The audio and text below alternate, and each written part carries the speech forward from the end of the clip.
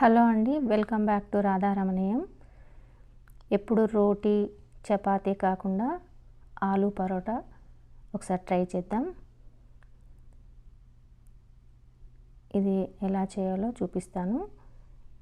చాలా మెత్తగా, ఒకటికి బదులు 2-3 తినొచ్చు, అంత బాగుంటాయి. ఒక మీడియం సైజు ఉల్లిపాయ సన్నగా తరుక్కోవాలి. ఒక 10 పచ్చిమిర్చి సన్నగా తరగాలి. కొత్తిమీర, పుదీనా సన్నగా తరిగి పక్కన పెట్టుకోవాలి. 4 ఆలుగడ్డలు ఉడికించి పీల్ చేసి పక్కన పెట్టుకోవాలి. ఇప్పుడు స్టవ్ మీద ఒక కడాయి పెట్టుకొని 1 టేబుల్ స్పూన్ ఆయిల్ వేసి అది వేడెక్కిన తర్వాత పోపు దినుసులు వేసుకోవాలి. 1/2 టీ స్పూన్ ఆవాలు, 1/2 టీ స్పూన్ జీలకర్ర. ఇవి కాస్త వేగిన తర్వాత మనం ముందుగా కట్ చేసుకున్న ఉల్లిపాయలు వేసుకోవాలి.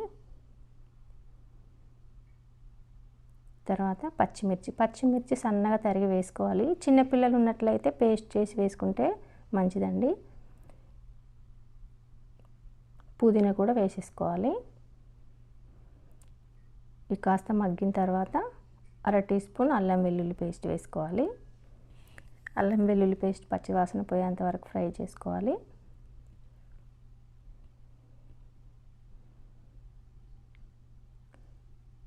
ఇప్పుడు ఇందులో ఒక 1/2 టీ స్పూన్ పసుపు వేసి ఒకసారి కలుపుకోవాలి. మనం ఆలుగడ్డలు ముందే ఉడికించి పెట్టుకున్నాం కదా, వాటిని పొడి పొడిగా స్మాష్ చేసి పెట్టుకోవాలి. గడ్డలు ఉండకూడదు అది. ఇప్పుడు స్మాష్ చేసి పెట్టుకున్న ఆలు మొత్తం ఇందులో వేసుకోవాలి.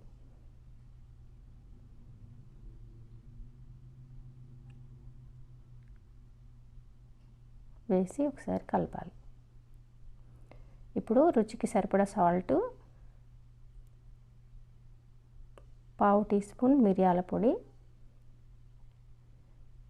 వేసి మరోసారి కలుపుకోవాలి.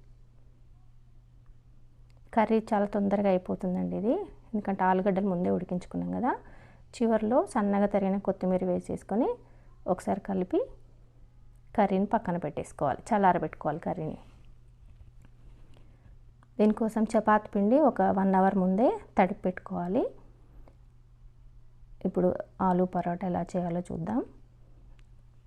కొంచెం పొడి పిండి వేసుకొని చపాతీ కంటే కొంచెం ఎక్కువ పిండి తీసుకోవాలి. తీసి చిన్నగా పూరి సైజ్ చేసేసుకొని అందులో మనకు కావాల్సినంత ఆలు కర్రీ పెట్టేసుకొని అంచులు క్లోజ్ చేసేసుకోవాలి.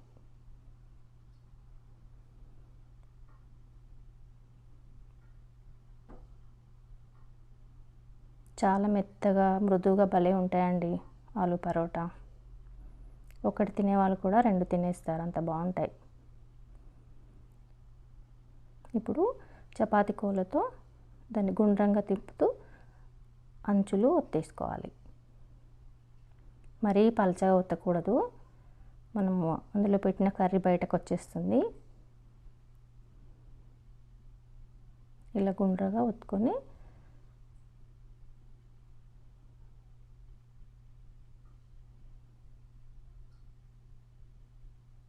కాల్చుకోవాలి.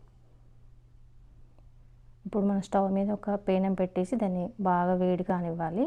బాగా వేడైన తర్వాతనే ఈ పరోటా దాని మీద వేసుకోవాలన్నమాట. బాగా వేడైన పేనం మీద ఈ పరోటా వేసుకోవాలి. వేసి కొంచెం ఆయిల్ వేసుకోవాలి. కావాలనుకుంటే నెయ్యి కూడా వేసుకోవచ్చు. నేను మాత్రం ఆయిల్ వేసాను. మరోవైపు తిప్పుకొని ఇటువైపు కూడా ఆయిల్ వేసుకోవాలి. మనం పిండిని ముందుగా తడిపి పెట్టుకుంటే పొంగుతాయండి పరోటాలు, చాలా బాగుంటాయి. కొంచెం అప్పటికప్పుడు చేసుకుంటే పొంగవు అన్నమాట. చూసారా ఎంత బాగా పొంగాయో. ఇలా మనకు కావాల్సిన పరోటాలు చేసేసుకోవాలి. ఇది రైతాతో తింటే బాగుంటుంది. చూడండి, మరో పరోటా 2 వైపులా చక్కగా కాలిపోయింది. చూడండి ఎంత బాగా పొంగుతున్నాయో. మీకు నా వీడియో నచ్చింది అనుకుంటున్నాను. నచ్చినట్లయితే ఒక లైక్ చేయండి, షేర్ చేయండి, సబ్స్క్రైబ్ చేయండి. Thank you for watching.